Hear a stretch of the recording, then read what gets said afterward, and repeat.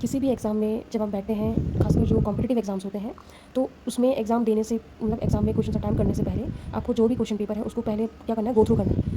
Questions कौन-कौन से questions हैं जो आपको फर्स्ट अटेम्प्ट में ही आपको वो क्वेश्चंस आते हैं, ठीक है? क्वेश्चन को कैटेगराइज़ करना माइंड में ही, तुरंत माइंड में कैटेगराइज़ करने हैं क्वेश्चंस को कि ये क्वेश्चन तो मैं देख के ही मुझसे सॉल्व हो जाएगा, ठीक है? फर्स्ट कैटेगरी के क्वेश्चन ये होते हैं। सेकंड कैटेगरी के क्वेश्चन ये होते हैं, आपको लगता है कि थोड़ा-सा अगर मैं इस पे सोचूँगी तो या तो ये मुझसे हो जाएगा, ठीक है? और थर्ड कैटेगरी के क्वेश्चन ऐसे होते हैं जिन्हें आपको लगता है कि थोड़ा टाइम देने पे ही ये क्वेश्चन सॉल्व हो पाएँगे, ठीक है? ये तो क्यूज़ बेस्ड कॉम्पिटिटिव एग्ज़ाम्स होते हैं, तो उनमें आपको जो नेगेटिव मार्किंग वाले होते हैं, तो देखिए मैंने पहले भी कहा है कि जिन क्वेश्चंस में आपको 50-50 का अगर डाउट हो रहा है, क्वेश्चंस को बेसिकली क्या है छोड़ना ज़्यादा प्रेफर होता है क्योंकि वो गलत होने के चांसेस होते हैं, ठीक है? लेकिन जिस क्वेश्चन में आपको ऐसा हो रहा है कि 25% थोड़ा-सा डाउट हो रहा है लेकिन 75% मुझे लग रहा है कि ये सही है, तो उन क्वेश्चंस पे आप थोड़ा-सा रिस्क ले सकते हैं। लेकिन जिन क्वेश्चन में आपको 50-50 का डाउट हो रहा है तो उन क्वेश्चन को ना करना ही बेहतर होता है क्योंकि नेगेटिव मार्किंग वाले क्वेश्चन पेपर में नेगेटिव मार्किंग से बहुत जो नंबर्स हैं वो कम हो जाते हैं, ठीक है? तो सबसे पहला कंट्रोल आपका एग्जाम हॉल में होना चाहिए नेगेटिव मार्किंग से बचने का।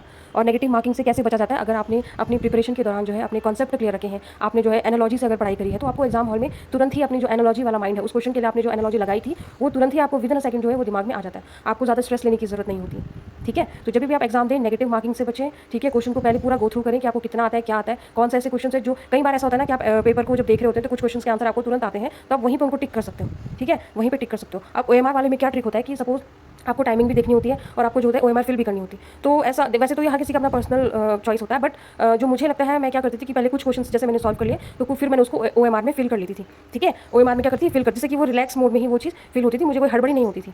क्योंकि हड़बड़ी में जब ओएमआर शीट को हम फिल करते हैं ना तो कई बार आंसर्स जो है वो गलत भी मार्क हो जाते हैं, ठीक है? और एक और इंपॉर्टेंट बात कि पेपर सॉल्व करने से पहले क्यों ऐसा बोला जाता है कि आपको पूरा पेपर देखना चाहिए, क्योंकि कई बार ऐसा होता है कि सेम टाइप के क्वेश्चंस जो होते हैं वो क्वेश्चंस में सेम टाइप के क्वेश्चन बार-बार जैसे पेपर में आए होते हैं। तो कई बार ऐसा होता है कि जो क्वेश्चन जैसे वो क्वेश्चन पहले आया तो आपने पहले उसका कुछ आंसर किया, दूसरा आया तो दूसरी बार आपको वो क्वेश्चन पढ़ के पहले का भी आंसर आ जाता है, ठीक है? तब अगर आपने पहले से ओएमआर फिल कर दिया, उसका आंसर फिल कर दिया, तो आप कैसे बाद वाले क्वेश्चन को देख के पहले का आंसर सही कर सकते हो, ठीक है? इसीलिए कहा जाता है कि पहले पूरा क्वेश्चन पेपर हमको देखना चाहिए। कई बार होता है कि आगे जो क्वेश्चन लिखा है उससे पहले वाला जो क्वेश्चन है उससे हमको कुछ हिंट मिल जाती है। आप समझ रहे हैं बात को? तो ऐसा होता है, ठीक है? बाद में अगर ओएमआर फिल करने के चक्कर में रहोगे तो हड़बड़ी में कई बार क्या होता है, क्योंकि ओएमआर शीट में इतने छोटे-छोटे वो बबल फिलिंग होते हैं तो कई बार इधर-उधर गलती से हो जाता है। तो कई बार क्या होता है फिर इसी से आपकी इतनी नेगेटिव मार्किंग हो जाती है कि जो अपने खुद के जो एक्चुअल नंबर्स हैं वो तो बहुत हट जाते हैं, ठीक है? तो एक स्ट्रैटेजी भी एग्जाम हॉल में बैठना और एग्जाम देना भी एक स्ट्रैटेजी होती है। पढ़ा तो हर किसी बच्चे ने होता है, बट एक पढ़ने की स्ट्रैटेजी होती है और एक आपने जो पढ़ा है उसको एग्जीक्यूट करने की स्ट्रैटेजी होती है, ठीक है? तो ये 2-3 पॉइंट्स आप ध्यान में रखिए कि अपने सबसे पहला पॉइंट है कि अपना कॉन्सेप्ट क्लियर रखिए। एटलीस्ट आपको इतना तो अपने भी कॉन्फिडेंस होना चाहिए कि जो चीज़ आपने पढ़ी है वो आप एग्जाम में कर ही दोगे, इतना कॉन्फिडेंस तो आपको लाना पड़ेगा, ठीक है? दूसरी चीज़ ये है कि पेपर जो है पहले पूरा गो थ्रू करिए। तीसरी चीज़ ये है कि कुछ क्वेश्चंस करने के बाद फिर ओएमआर फिल करिए। तो इस तरीके से करेंगे आपको बेनिफिट होगा एग्जाम में।